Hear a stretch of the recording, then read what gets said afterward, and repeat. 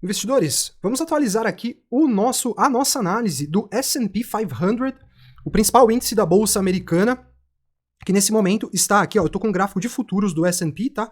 Ele tá aqui em 4.067 pontos no momento em que eu gravo esse vídeo. A gente viu que o S&P fez um movimento de impulso aqui, ó, nas últimas semanas, tá vendo?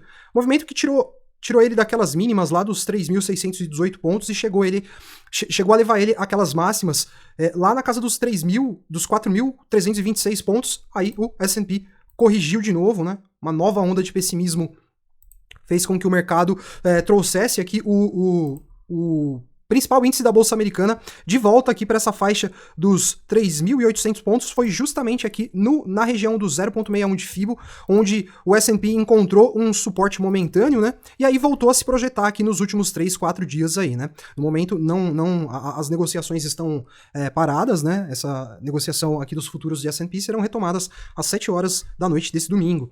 Então, investidores, a gente consegue já identificar aqui no gráfico do S&P que ele vai ter uma região aqui bem importante para ele romper, que vai estar já lá na casa dos 4.132 pontos, né? Ó.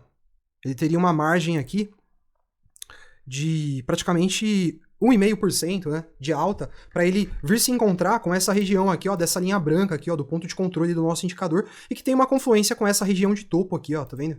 Vou tirar o perfil de volume, ó, aí a gente consegue identificar que ali dentro a gente já consegue ver que aqui dentro dessa região, ó, a gente já vislumbra aqui uma certa dificuldade pro S&P aí, pro principal índice da Bolsa Americana romper. Essa que vai ser uma semana muito importante de divulgação de indicadores econômicos, né? Eu vou aqui já na sequência compartilhar com vocês aqui os dados que serão divulgados nessa semana e que serão decisivos aí pro S&P, né? E também para os demais mercados que são correlacionados com o S&P, como o mercado cripto, né? Que é o mercado que a gente trabalha as análises aqui no canal. E em relação ao S&P, investidores, eu continuo ainda acreditando que a gente pode ter aqui um movimento de impulso de baixa, tá? Esse é o meu cenário base para o momento. Um movimento de impulso de baixa que pode levar o S&P lá de volta para os 3.500 pontos, aqui para a região já lá do pré-pandemia, né? Ó. Lá no pré-pandemia. É claro que esse movimento ele pode não vir de uma maneira com uma pernada única, assim, ó, como eu estou sinalizando aqui nessa setinha. Vou até tirar essa seta. A gente pode ver, de repente, aqui um zigue-zague, né? Com o S&P se projetando para baixo, depois ele faz um movimentinho para cima, depois ele volta para testar aquele fundo, de repente ele não rompe o fundo de primeira, né? Então um movimento mais ou menos assim, que pode ter até alguns movimentos que levem ele ainda mais para cima dessa forma que eu estou projetando aqui. Mas para esse momento, o mercado é muito dinâmico, a gente tem que mudar de opinião no mercado muitas vezes. Se você ficar preso em opiniões do passado, às vezes você acaba perdendo dinheiro. Então, dado o contexto que a gente tem hoje, eu não consigo imaginar o S&P voltando a se projetar para cima para ir lá romper topo histórico e tudo mais. Acredito que o melhor cenário que a gente teria aqui para o S&P seria um cenário de lateralidade, né, sem ele vir visitar aqui os 3.500 pontos, que eu tenho compartilhado aqui nas análises do S&P, é o meu cenário base. De repente a gente poderia ver o S&P realizando um movimento assim e dando uma lateralizada aqui. E é importante colocar que essa não é uma característica do S&P, né? A Bolsa Americana não é não é um indicador aí em que a gente vê cenários de lateralidade. Geralmente ou é para cima ou é para baixo. Não vou nem mostrar aqui no gráfico para vocês, para a gente não usar o tempo precioso aqui do nosso vídeo, da nossa análise, mas qualquer gráfico do S&P que você olhar, você vai ver que é para cima ou para baixo. O movimento de lateralidade é de curtíssimo prazo, né? E, bom, esse é o meu cenário base, então. Eu acredito que se a gente tiver indicadores positivos aí nessa abertura de semana, a gente pode ver, então, o S&P vindo testar essa região aqui desse retângulo amarelo e oferecendo aí a oportunidade para os mercados correlacionados também se projetarem para cima, né? E, bom, falei que ia compartilhar aqui os dados, né? Vou, então, trazer essa matéria do Infomoney para vocês, né? Dados de inflação no ZEUA. Tudo que o investidor precisa saber antes de operar essa semana. Essa reportagem aqui fala até de outros mercados aí, europeu, brasileiro também, mas a gente vai falar aqui só dos dados do S&P, realmente, que é o objetivo da nossa análise. Essa semana vai trazer o último indicador antes da próxima reunião de política monetária do Fed, indicador relacionado aos juros, né, que é o CPI. O índice de preços ao consumidor, CPI na sigla em inglês, sai na terça-feira, dia 13.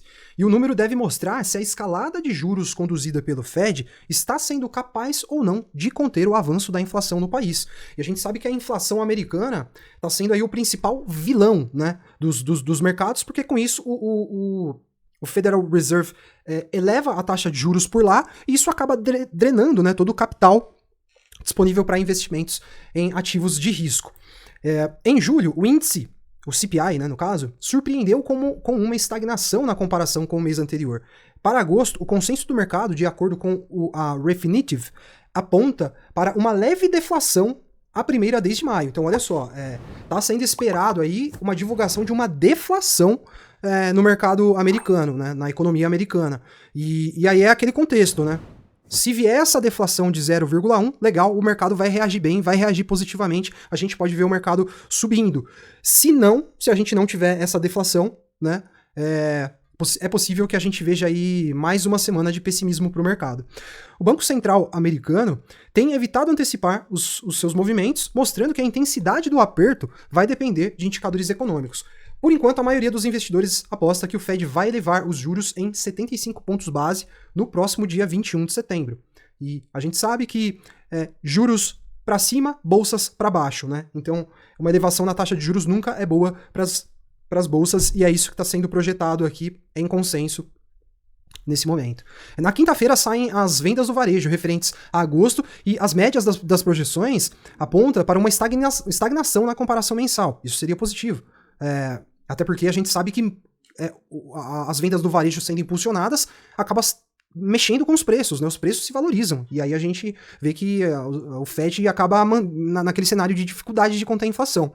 E nesse mesmo dia tem outro dado.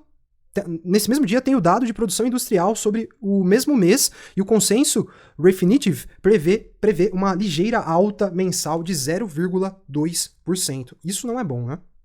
E aí, deixa eu só ver aqui, bom, em relação ao S&P, são esses os dados econômicos que a gente vai ter aí, que serão divulgados nessa próxima semana, né? Importantes dados e que com certeza vão mexer aqui com o mercado, né? E, bom, atualizei para vocês aqui a análise técnica, trouxe aí os dados relacionados ao calendário econômico e vou fechar então a análise, convidando você que é novo a se inscrever para que você possa continuar acompanhando as atualizações que eu compartilho por aqui do S&P. Peço que, se você gostou da análise, não esqueça de deixar o like aí para fortalecer o canal, certo? E eu volto a atualizar a análise do S&P nos próximos dias. Um abração e até o próximo vídeo.